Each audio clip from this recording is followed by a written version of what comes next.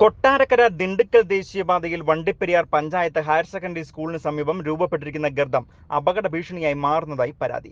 കഴിഞ്ഞ 2 ആഴ്ചകൾക്കിടയിൽ 4 ഇരുചക്ര വാഹന യാത്രക്കാരാണ് അപകടത്തിൽപ്പെട്ടത്. ഗർത്തം മൂടി ദേശീയപാതയിലൂടെയുള്ള ദുരിതയാത്രയ്ക്ക് പരിഹാരം കാണണമെന്ന ആവശ്യമാണ് നാട്ടുകാരും വാഹനയാത്രക്കാരും മുൻപോട്ട് വെക്കുന്നത്.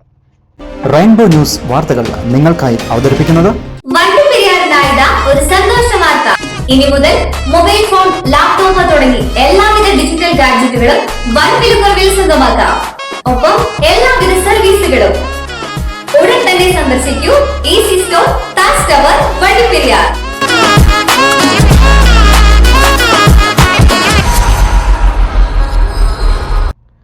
കൊട്ടാരക്കര ദിണ്ടുക്കൽ ദേശീയപാതയിൽ വണ്ടിപ്പെരിയാർ പഞ്ചായത്ത് ഹയർ സെക്കൻഡറി സ്കൂളിന് സമീപം റോഡിൽ രൂപപ്പെട്ട ഗർത്തമാണ് വാഹന കാൽനട യാത്രക്കാർക്ക് അപകട ഭീഷണിയായി മാറിയിരിക്കുന്നത്.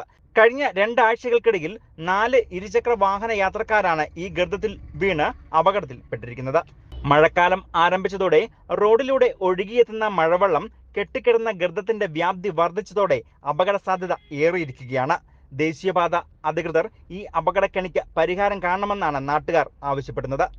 ഇത് കുഴി ഞങ്ങൾക്ക് അപകടകരമായിട്ടൊരു കുഴിയാണ്. പ്രാവശ്യം ബൈക്ക് ആക്സിഡന്റ് ഉണ്ടായി.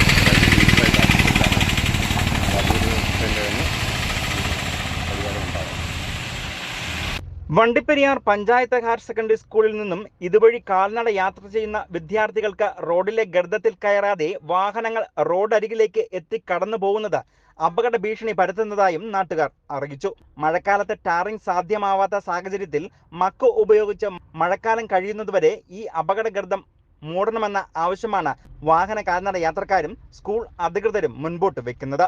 News bureau, Vandiperiyar.